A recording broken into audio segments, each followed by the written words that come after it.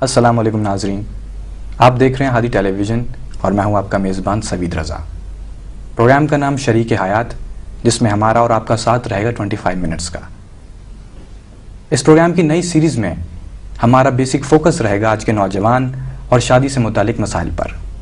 مختلف پہلوؤں سے ہمارے ایکسپرٹس دور حاضر کے نوجوان کو متعلق مسائل میں اپنے ایکسپرٹ اوپینینز دیں گے، خاص طور پر جب بات آتی ہے زندگی بھر کے ساتھ اور بندھن کی۔ بہت کنفیوز اسٹیٹ آف مائنڈ کے ساتھ ہمارا نوجوان اس ڈیسیجن کے لیے پرسو کرتا ہے، اور اگر ہر موقع پر ہر سٹیپ پر گائیڈنس نہ ہو تو فیصلے کبھی کبھی جذباتی ہوا کرتے ہیں۔ نتیجہ زندگی بھر کا دکھ، ڈائیورس، سیپریشن اور طلاق۔ اسی مسئلے کے پیش نظر ہم نے آج کا پروگرام ترتیب دیا، اس پروگرام کی سیریز ترتیب دی تاکہ آپ تک ان تمام مسائل کا حل پہنچا سکیں، تاکہ آج کا نوجوان ایک بامعنی اور بامقصد زندگی گزار سکے۔ اس سلسلے میں ہم نے اپنے اسٹوڈیوز میں دعوت دی ہے مولانا علی عظیم شرازی صاحب کو۔ السلام علیکم سر، بہت شکریہ آپ کے اسٹوڈیو میں آمد کا۔ وعلیکم السلام ورحمۃ اللہ، آپ کا بھی بہت بہت شکریہ کہ آپ نے مجھے دعوت دیا۔ کیونکہ ہمارا پروگرام فوکس کرتا ہے نوجوان پر، اسلام میں نوجوان کو کس نگاہ سے دیکھا گیا ہے اور اسلام میں نوجوان کی قدر و منزلت کیا ہے، آپ اس بارے میں کیا کہیں گے؟ اعوذ باللہ من الشیطان اللعین الرجیم، بسم اللہ الرحمن الرحیم، اللہم صلی علی محمد وآل محمد وعجل فرجہ۔ سب سے پہلے تو میں خداوند کریم کا شکر گزار ہوں اور اہل بیت علیہم السلام کا شکر گزار ہوں، ساتھ میں ناظرین کا بھی بہت زیادہ ممنون ہوں کہ انہوں نے پروگرام شریک حیات کو بہت پسند کیا، اور ہادی ٹی وی کی یہ کوشش الحمدللہ لوگوں کے لیے ایک باعث تقویت اور ان کے لیے ان کے مسائل کے حل کے لیے ایک سٹیپ اس میں لیا گیا۔ اور جس طرح سے لوگوں کی ای میلز آ رہی ہیں اور ان کے کچھ سوالات مزید بڑھتے جا رہے ہیں، تو انشاءاللہ ہم نے ان سوالات کو جمع کیا ہے اور اس کو ایک سیکوینس دی ہے تاکہ ہم آنے والے پروگرامز میں ان سوالات کے جوابات کو پیش کر سکیں۔ تو انشاءاللہ ہم آنے والے پروگرامز میں سوالات کو بھی ذکر کریں گے یہاں پہ اور ان کے جوابات دینے کی پوری کوشش کریں گے۔ اور اس پروگرام کو بھی جو اب ہم نے شروع کیا یہاں پہ کہ جس میں نوجوان کی زندگی سے متعلق اور شادی کی تیاری سے متعلق گفتگو ہوگی، تو پوری کوشش ہوگی کہ ہم ڈیٹیل میں ان باتوں کو ڈسکس کریں۔ جہاں تک آپ کا سوال ہے کہ ایک نوجوان کو اسلام کس نگاہ سے دیکھتا ہے، تو سب سے پہلے تو میں قرآن کریم کی اس آیت کی تلاوت کرنا چاہوں گا جو سورہ غافر کی آیت نمبر 67 ہے۔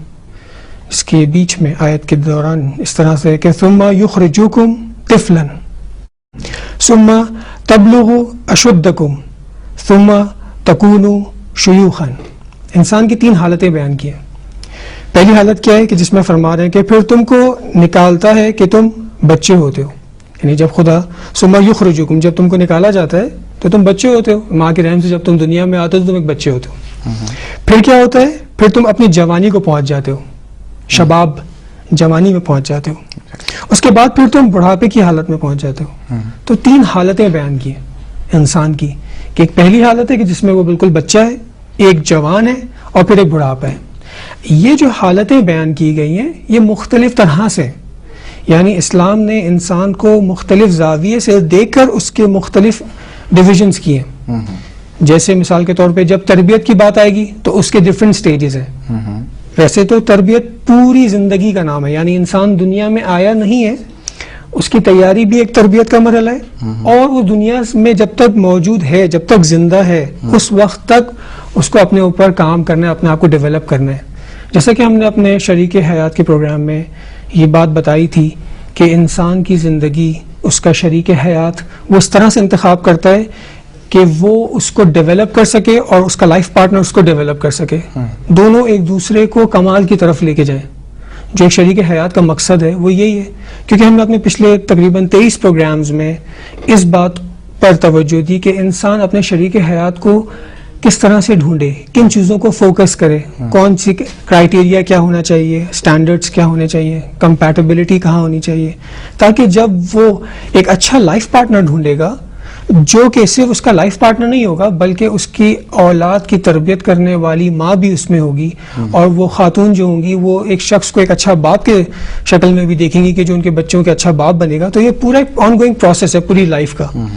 اس لیے ہم نے ان تمام نکات پر توجہ دی تھی اپنے پچھلے پروگرامز میں, اور ہر چیز کو واضح کر کے بیان کرنے کی کوشش کی تھی. گو کہ اس وقت بھی ہمارے پاس ٹائم ہمیشہ سے لمیٹڈ رہا ہے, اور اس میں ہم نے کوشش کی ہے کہ ان باتوں کو بیان کریں, لیکن فوکس ہمارا اس بات پہ تھا کہ ایک نوجوان کو کن چیزوں کو فوکس کرنا چاہیے کہ جب وہ اپنے شریک حیات کا انتخاب کر رہے ہیں. ساتھ میں ماں باپ کو بھی گائیڈ لائنز دی تھیں کہ اسلام کی نگاہ کیا ہے, کیونکہ ہم لوگ جس معاشرے میں زندگی گزارتے ہیں اس میں مختلف پوائنٹ آف ویوز موجود ہیں, اوپینینز لوگوں کے موجود ہیں, اپنے اپنے خیالات سب پہنچا رہے ہیں دوسروں تک. تو ہمیں اسلام کا بھی ایک صحیح پکچر ہمارے ذہن میں ہونا چاہیے کہ وہ کیا ہمیں بتاتا ہے اور کس طرح سے ہمیں انتخاب کرنا چاہیے. تو ان 23 پروگرامز میں جو پچھلے گزری ہیں ان میں ہم نے کچھ باتوں کو یہاں بیان کی تھیں اپنے ناظرین کے سامنے. اسی طرح اب جب ہم اگلے مرحلے کی طرف جا رہے ہیں کہ جہاں پہ ہم اگر ایک شخص نے شریک حیات کا انتخاب کر لیا ہے, اس کی منگنی ہو چکی ہے یا بات پکی ہو چکی ہے, یا وہ شریک حیات کو ڈھونڈ رہا ہے, اور اب وہ یہ دیکھنا چاہ رہا ہے کہ وہ اس اسٹیج میں ہے کہ جب اسے آیا وہ تیار بھی ہے یا نہیں. کیونکہ ہم نے ایک سوال دیا تھا اپنے ناظرین کو, اگر یاد ہوگا تو ہم نے کہا تھا آپ یہ دیکھیں آپ ایلیجیبل ہیں یا نہیں ہیں شادی کے لیے, آپ کتنے تیار ہیں. تو وہ تیاری اگر کوئی کرنا چاہ رہا ہے تو اب ہم اس کی مدد کریں گے یہاں پہ کہ وہ اپنے آپ کو تیار بھی کر لے, تاکہ وہ بہترین زندگی گزار سکے جس کا تصور اسلام نے ہمیں دیا ہے. افسوس یہ ہے کہ معاشرے میں بہترین شادی کا تصور رہا نہیں ہے. یعنی آج کا ایک مسلمان اگر اس سے کہا جائے کہ تم شادی کرو تو وہ بہت مشکل سے ایک بہترین تصور اپنے ذہن میں رکھتا ہے. وہ سوچتا ہے شادی ایک پرابلم ہے, ایک مشکل ہے, ایک ٹینشن ہے, اس سے بچا جائے, اس سے جان چھڑائی جائے, لیٹ کی جائے شادی. جبکہ اسلام ہمیں کیا کہتا ہے, اور تمام باتیں انشاءاللہ ہم اس کو ڈسکس کریں گے. خاص طور سے یہ آپ کا سوال کہ جو جوان کو فوکس کر کے تھا, جس کی آیت کی تلاوت میں نے کی, تو اس خداوند عالم نے انسان کو 2 اسٹیٹ کے بیچ میں جوانی کا اسٹیٹ رکھا ہے. یعنی پہلا اسٹیٹ کیا ہے؟ پہلا اسٹیٹ یہ ہے کہ جہاں بچپنے کا دور ہے, یعنی محتاجی کا دور, جس میں وہ ضعیف ہے, کمزور ہے, اس کو ہر مرحلے میں اس کو اپنے ماں کی ضرورت ہے, باپ کی ضرورت ہے, اس کو وہ ان کو کھلائیں گے بھی, پلائیں گے بھی, ہر چیز کا خیال رکھیں گے, ڈیپینڈنٹ ہے وہ کمپلیٹلی. اس حالت سے وہ باہر آ رہا ہے اور اب وہ جوانی کی حالت میں آ گئے جہاں وہ اپنے آپ کو ٹوٹلی انڈیپینڈنٹ محسوس کرتا ہے. وہ یہ محسوس کرتا ہے اسے کسی چیز کی ضرورت نہیں ہے, وہ اپنے پیر پہ کھڑا ہو گیا ہے. اگر وہ جاب کرنے لگا ہے تو وہ سوچتا ہے مجھے پیسے کی بھی ضرورت نہیں ہے, ماں باپ کی ہدایت کی بھی ضرورت نہیں ہے, اب میں کمپلیٹ آزاد ہو گیا ہوں.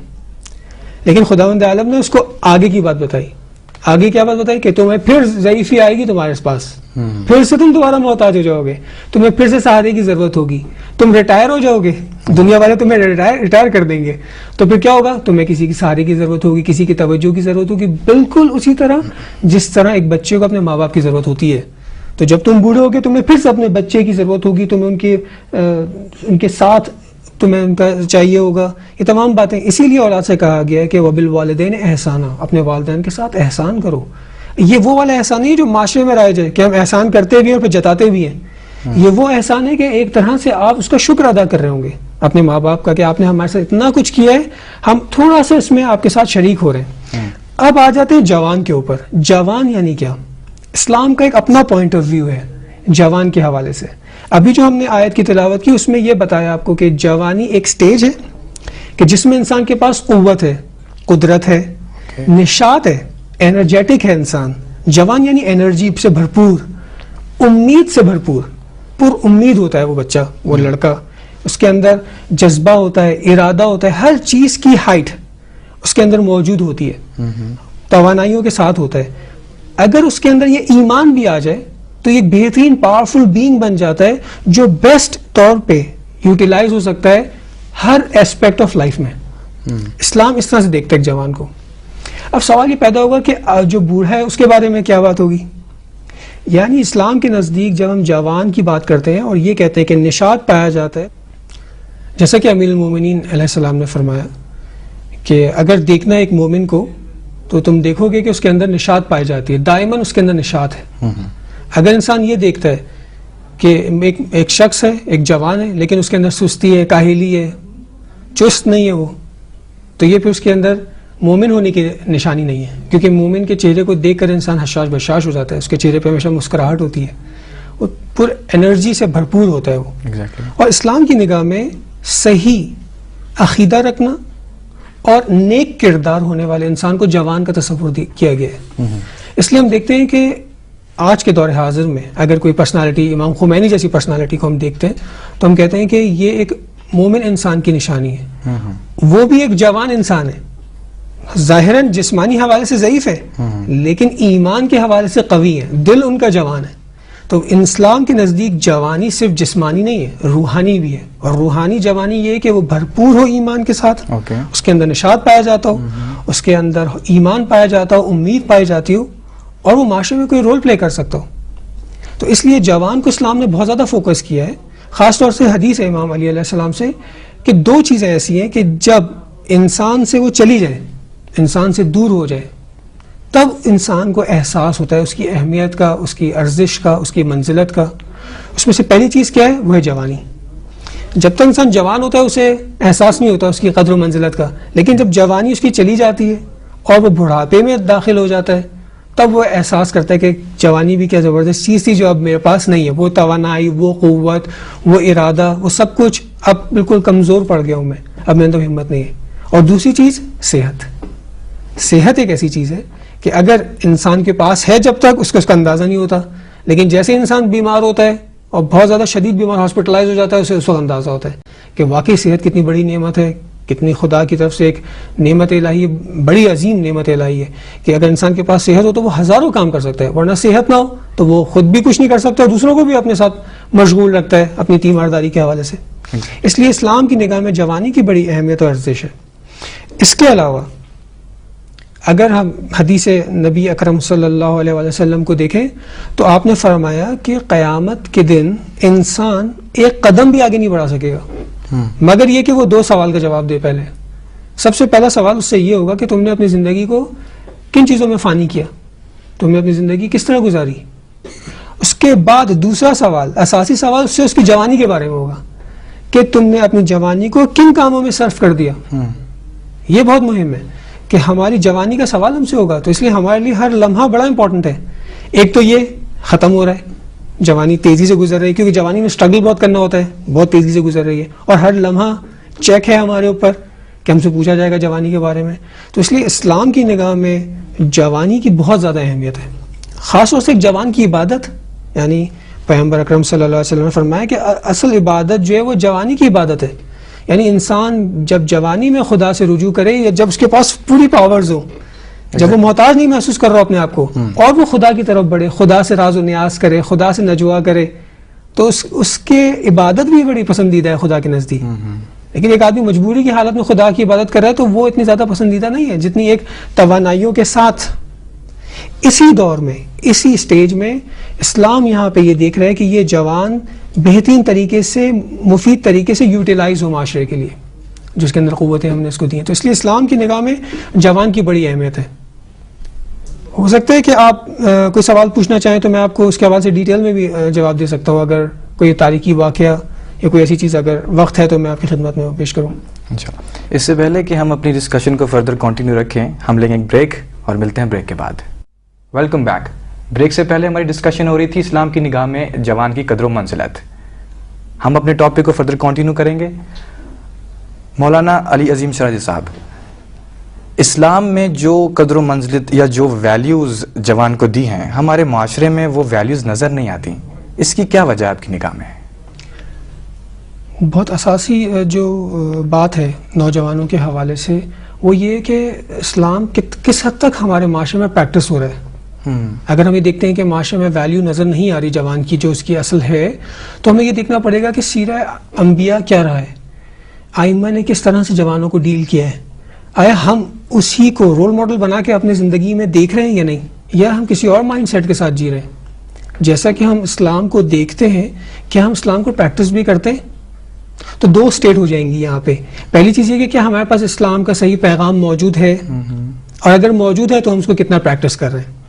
میں آپ کو تاریخ کے 2 واقعات آپ کی خدمت میں پیش کرتا ہوں جوان کے حوالے سے, کہ ایک جوان کو کس طرح سے دیکھا اسلام نے, اور نبی اکرم صلی اللہ علیہ وسلم نے اس جوان سے کیسے استفادہ کیا, تاکہ ہمیں یہ پتہ چلے کہ آج جو ہم جوان کو دیکھ رہے ہیں وہ شاید اس کی ارزش اور اس کی وہ ویلیو ہم اس کو نہیں دے رہے جو اس کی حقیقی ہے.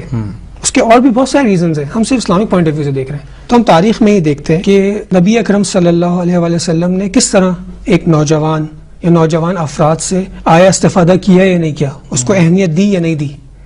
تو یہاں سے ہمیں اندازہ ہو جائے گا کہ ہم کتنا فالو کر رہے ہیں سیرے نبی اکرم کو, ہم کتنا دیکھتے ہیں ان جیسی فکر کو ہم اپنے اندر لے کر آتے ہیں, یعنی ہم ان کی سنت پر چلتے بھی ہیں یا نہیں چلتے. تو یہاں پہ دو واقعات میں آپ کی خدمت میں پیش کروں گا. اس میں سب سے پہلے ایک واقعہ ہے جو مصعب ابن عمیر کا ہے, کہ مصعب ابن عمیر جو تھے یہ پیغمبر اکرم صلی اللہ علیہ وسلم کے ساتھ تھے, اور اسلام لانے سے پہلے یہ ایک رئیس خاندان کے فرزند تھے, نوجوان, اور دنیا کی تمام اس وقت کی جو بھی آسائشات ہوتی ہیں وہ ان کے پاس تھیں.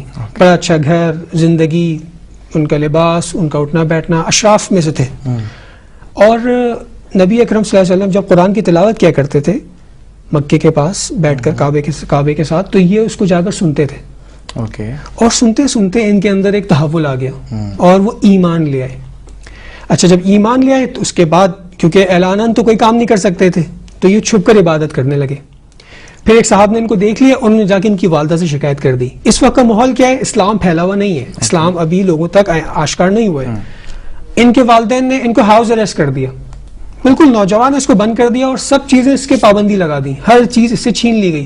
کیوں؟ کیونکہ تم اسلام کو فالو کر رہے ہو اور یہ دین محمد جو ہے یہاں پہ پھیل رہا ہے یا پھیلنے جا رہا ہے, اس میں ہم تمہیں نہیں داخل ہونے دیں گے. لیکن یہ جوان تمام سختیوں تمام پابندیوں کے باوجود نبی اکرم کا فالوور رہا. آخر میں اس کے گھر والے بیزار ہو گئے اور انہوں نے اس کو چھوڑ دیا کہ بھئی یہ ہماری بات ہی نہیں سنتا ہے.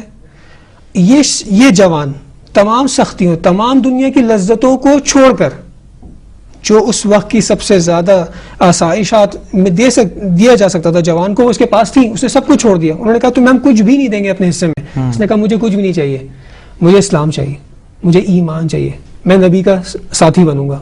اور یہ شخص جنگ بدر میں نبی اکرم کے ساتھ, جنگ احد میں یہ جوان نبی اکرم کا خاص علم بردار, جو پرچم نبی کے پاس ہوتا تھا وہ آپ نے ان کو دیا, یعنی ینگ سے لڑکے کو, کہ تم اس کے علم بردار بنو گے. اور وہ نبی کے ساتھ رہا جنگ احد میں, پھر وہ شہید ہو گئے, اور جو اس کے بعد ان کو شہادت کا درجہ نصیب ہوا. یعنی ایک جوان جو کہ دنیا کی تمام لذتوں کے پیچھے آج کا جوان بھاگ رہا ہے, لیکن اس دور میں ہم دیکھتے ہیں کہ نہیں, اس نے دنیا کی تمام لذتوں کو ٹھکرا کر نبی کی خدمت میں ایک مجاہد کی زندگی اس نے گزاری, ایک سخت زندگی. کیونکہ اوائل سب کو پتہ ہے, تاریخ سب کے لیے آیا ہے کہ کتنی مشکلات تھیں, اور اس نے مشکلات کو فیس کیا, جنگ بھی کی, اور نبی کے علم بردار رہا. حالانکہ اور بھی لوگ موجود تھے, لیکن نبی نے اس میں وہ صلاحیت دیکھی, اس میں وہ خوبیاں دیکھی, اس میں وہ پوٹینشلز دیکھی. اس کے مقابلے میں آپ آ جائیں. اچھا, ان کا تھوڑا واقعہ میں آپ کو اور بھی بتا دیتا ہوں تاکہ ایک انٹرسٹنگ آپ کے لیے ہوگا. مصعب ابن عمر, کہ جس کو پیغمبر اکرم نے اپنا نمائندہ بنا کے بھیجا مدینے میں, اور اصل میں تو یہ اسلام کے نمائندے بنے کہ جن کو جا کے اسلام پھیلانا تھا. اور ایک اہم ڈیوٹی, کیونکہ اوس و خزرج کی جنگ زبردست تاریخی جنگ, اور ایک مشکلات وہاں پہ موجود ہیں, اور ان کی عمر 20 سے 22, تاریخ میں مختلف عمر 19 بھی ہے, 22 بھی ہے, 21 بھی ہے. ان کی بالکل ینگ بلڈ جسے آپ کہتے ہیں. اور آپ نے ان کو چنا, نمائندہ بنا کر اپنا بھیجا مدینے میں کہ جاؤ اور اسلام کو پھیلاؤ. اور جیسے یہ پہنچے, جو ان کے اندر توانائی, ایمان اور ان کی اپنی مینجمنٹ, اس کے ذریعے انہوں نے وہاں پہ لوگوں کو اپنے قریب لا لیا, چاہے بچہ ہو بوڑھا ہو, کیونکہ قرآن کی تعلیمات انہیں دی گئی تھی, انہوں نے جا کے قرآن کی تعلیمات لوگوں تک پہنچائیں, پریکٹس کر کے دکھایا, عملی طور پہ اس پہ عمل پیرا ہو کے دکھایا. تو یہ نبی اکرم کی دیکھنے کا انداز, ایک جوان کو اس کی ذمہ داریاں. آج ہمارے معاشرے میں ایک جوان کو کوئی ذمہ داری نہیں دیتے ہم, لیکن نبی اکرم اتنے حساس موقع پہ کہ اسلام کو پھیلانا ہے, اسلام کی باغ ڈور, اور اس نوجوان کو بھیجا. یعنی کہ آپ کہنا چاہتے ہیں کہ اگر ایک جوان کو یہ سمجھ آ جائے کہ سیدھا راستہ کون سا ہے, یا وہ جوانی کے عمر میں یا جوانی کے عالم میں جو چیز ٹھان لے سچے دل سے, وہ اسے کر گزرتا ہے, بالکل چیلنجز کو میٹ کر لیتا ہے. ایگزیکٹلی. جی, اسی طرح ایک اور واقعہ کہ جو عتاب ابن اسید کا ہے, یہ بھی ایک نوجوان, 21 سال کا نوجوان, مکے کے اندر فتح مکہ ہو گئی, اور آپ کو پتہ ہے سارے مشرکین جو ہے وہ وہاں موجود ہیں اور سخت دشمن ہے, اور فتح مکہ ہو گئی, اور آپ کو پتہ ہے بغیر جنگ کی ہوئی. لیکن دلوں میں تو بغض اور کینہ موجود ہے نا لوگوں کے, وہ تو موقع ڈھونڈ رہے ہیں کہ کسی طرح انہیں موقع ملے اور وہ دوبارہ اس جگہ کو اپنے ہاتھوں میں لے لیں. لیکن جنگ حنین پیش آ گئی, فوراً فتح مکہ کے فوراً بعد جنگ حنین پیش آئی اور نبی اکرم صلی اللہ علیہ وسلم کو جانا ہے جنگ کے لیے. اب کس کو نمائندہ اپنا بنا کے جائے کہ اس مکے جیسی کرٹیکل پوزیشن کو وہ سنبھالے بھی, لوگوں کو دین پر فالو بھی کرائے اور پیغام اسلام کو وہاں لے کر جائے, یعنی شریعت کا نفاذ بھی اور تمام چیزیں. اتنے حساس ایریا میں ایک عام آدمی آج کے دور میں اگر سوچے گا تو کیا سوچے گا؟ سوچے گا کہ کسی بڑے آدمی کو ذمہ داری دی جائے, کسی ایسے ہم جیسا آج کے دور میں سوچتے ہیں. لیکن نبی اکرم کی نگاہ کہاں پر ہے؟